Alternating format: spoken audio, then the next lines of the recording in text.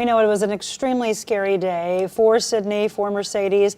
They were rescued by Pattonville firefighters, taken to Firehouse 3, I believe. She moved from there and then went to University City because we were hearing a lot of water rescues there. University City Evacuation Center at Pershing Elementary is where she is live this morning. Sydney, what can you tell us as far as what's going on there?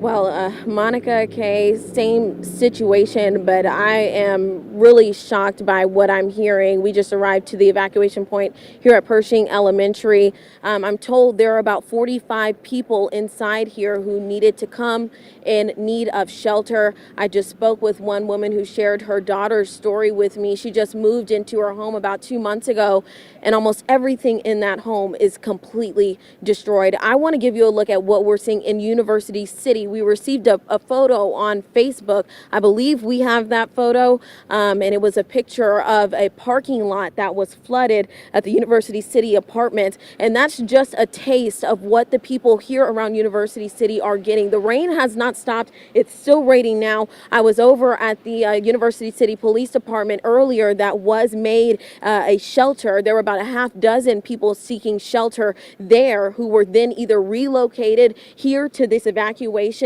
point at Pershing Elementary, or they stayed there at the police department, or were even picked up by family and friends. They were given water and shelter there. Again, 45 people, I'm told, that's an estimate, are seeking shelter here at Pershing Elementary. If you're on the roadways at all at University City, I've heard that there have been some closures, some blocked off roads. Some of those roads are Olive, Kingsland, parts of Vernon, parts of Hamley. Now, I did speak with Captain Dana Morley of University City Police while I was over at the police department just moments ago. Now, she told me that their staffing is adequate to handle the amount of calls that are coming in, but the calls aren't stopping, just like the rain. The rain is coming down. More people are calling in need of help. They've rescued people from inside their homes. They've rescued people from inside their cars. They even had a couple of calls that people were asking for assistance. They were on the roof of their cars because the road was so flooded they could not get out from inside of their car. Now, police say that the overnight police officers are still working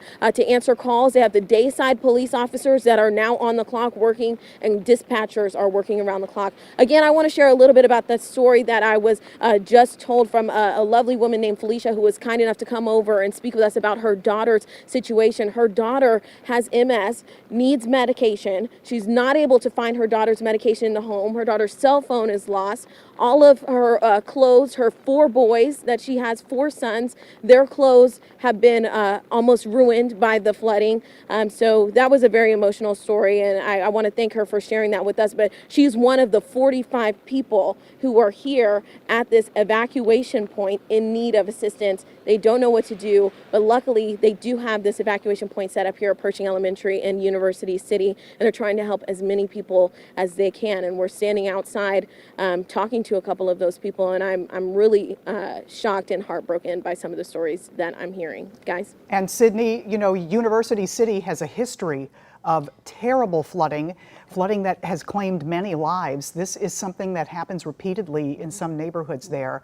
So, Sydney, hopefully you're not hearing anything about, you know, we haven't heard about injuries or fatalities, and hopefully that continues. Yeah, and Sydney is still with us. Sydney, I don't know if that number will grow. You said 45 already. And we mentioned about 2.5 hours ago on our broadcast news that one of the worst areas was, in fact, in U City. That's where Kay and Sydney, that's where they were sending swimmers and those in boats to try to get to safely rescue those. Sydney, for those that you have talked to, we were mentioning that the best news of all of this is that we didn't hear any serious injuries or fatalities, as Kay was mentioning. Have you heard anything from authorities there? No, I have not. You know, I spoke with, the community director is here, and there's also a couple of people who let us know, you know, obviously we're not going inside. There are quite a few people in there who are dealing with a very hard time right now. But I've seen people come in and out of the doors with blankets, some even in their pajamas. It's a heartbreaking sight. And that woman that I was speaking about earlier, who I spoke with, Felicia, who says her daughter it was her home who was destroyed, her things that were destroyed, her medicine that can't be found, her cell phone that's somewhere lost in the water. She has 4 sons. Her daughter has 4 sons. She tells me that her daughter and her 4 grandchildren, all boys, walked to her home barefoot. They were all in their pajamas to get help, and her home was 8 blocks away. So we're hearing some very serious, very heartbreaking stories. Luckily, they weren't injured, but as I said, her daughter has MS. She has medical needs, and they're not able to fulfill those needs right now. So we're going to keep talking to her and make sure we get her information, and hopefully talk to a couple of other people here who are willing to share what they're experiencing. But it's heartbreaking, you guys. Oh, Sydney, and as the rain really picks up again, we can see you standing in what is an increasing rainfall right now.